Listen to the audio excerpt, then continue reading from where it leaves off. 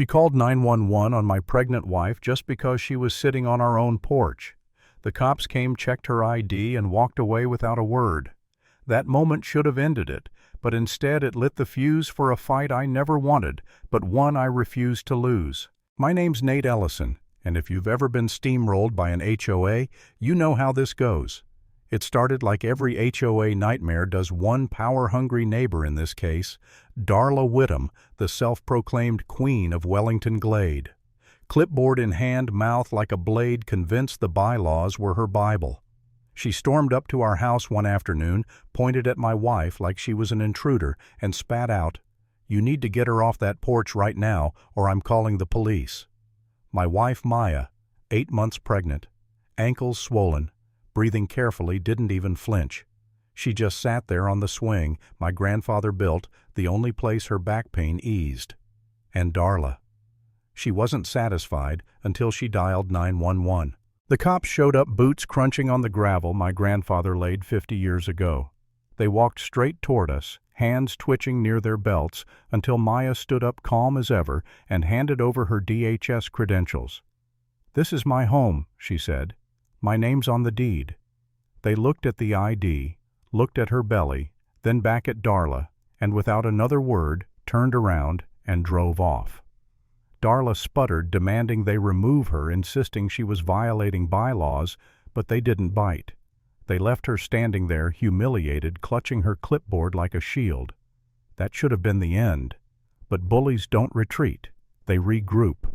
The very next morning, taped to our door in that polite, passive-aggressive HOA language, was a violation notice. Unauthorized resident presence on porch. Second warning. Except there hadn't been a first. Maya read it once, set it down, and whispered, "They're escalating." And she was right. It wasn't just a fine, it was a declaration of war. I decided to test the waters. That afternoon, I walked into the HOA's little clubhouse during one of their off-the-record sessions. Darla was there with her cronies sipping coffee like they were senators drafting laws instead of neighbors reviewing landscaping notes. I didn't announce myself. Just sat in the back, phone in hand, quiet as always. The look on her face when she finally noticed me, jaw-clenching, eyes sharp, told me everything. She didn't want witnesses. She wanted control. And I could feel the eyes of other residents, Miss Carter, the Chongs, the woman with the twins, people who'd all been slapped with fines for the pettiest things, now staring at me like maybe, just maybe, someone was finally willing to push back. But Darla wasn't done. By the time I got home, another slip was waiting on our porch swing. Final courtesy reminder. $100 per day until violation resolved. It clicked for me. Then this wasn't about bylaws. It was paper warfare. Drown us in notices, stack the fines until we caved or moved. And Maya, sitting there with her hands on her belly, whispered, "They just want us gone." That broke something inside me. For a moment I questioned myself. Maybe I was overreacting.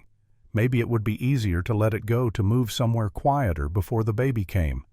And for one night I let that thought weigh me down, the idea that fighting back would only make her life harder. But then I opened my laptop, and when I saw the surveillance logs, the doctored timestamps, the erased clips, the falsified violations created out of thin air, I knew this wasn't paranoia.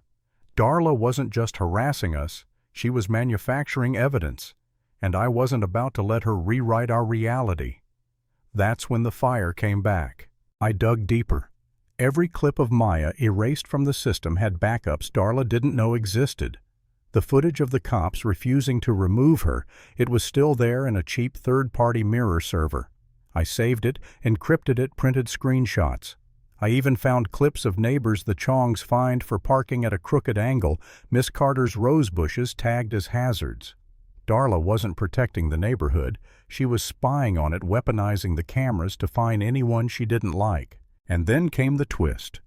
A new camera popped up overnight, mounted on a utility pole pointed straight at our porch. I traced its IP.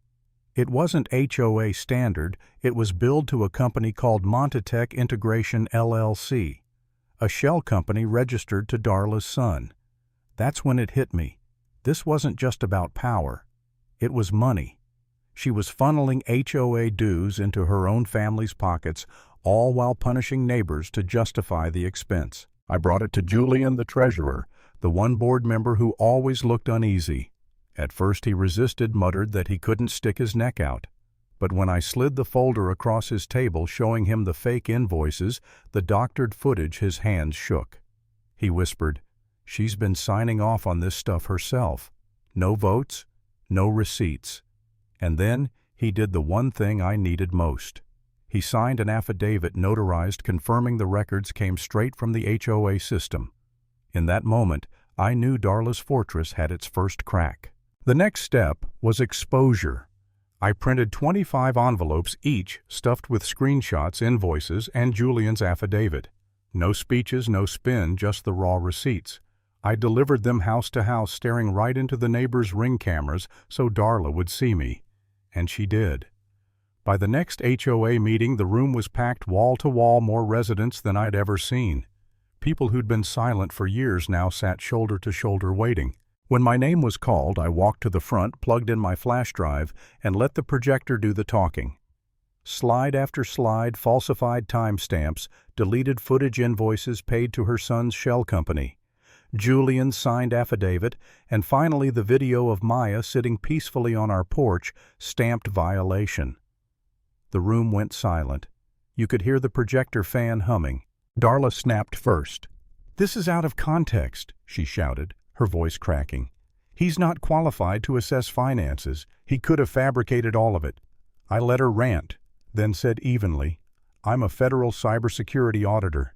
I audit forensic trails for a living.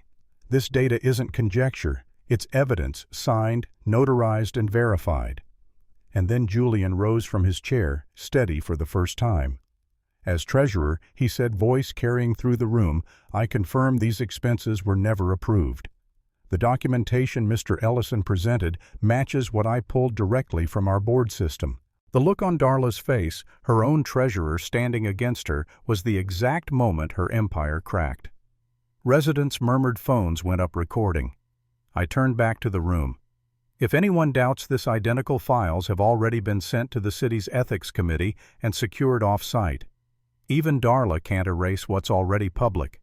That silence, heavy and final, hung over her like a verdict. Julian spoke again, louder now. "I move for immediate suspension of Darla Whittam pending external investigation per Section 3.9 of the HOA Charter." Another board member seconded. Hands went up, 4 in favor, 1 against. Darla's hand trembled in the air, then dropped. She was out. Just like that. She tried one last gasp, hissing that it was a smear campaign, but no one listened. Her pearls rattled against her blazer as she stormed out, eyes darting, face pale. And for the first time since we moved in, the room wasn't afraid of her anymore. That's where it ended. No celebration, no parade. Just the image of Darla walking out of her own kingdom, stripped of power, exposed for what she really was. And the lesson: bullies don't crumble when you yell back. They crumble when you turn on the lights and show everyone what they've been hiding all along.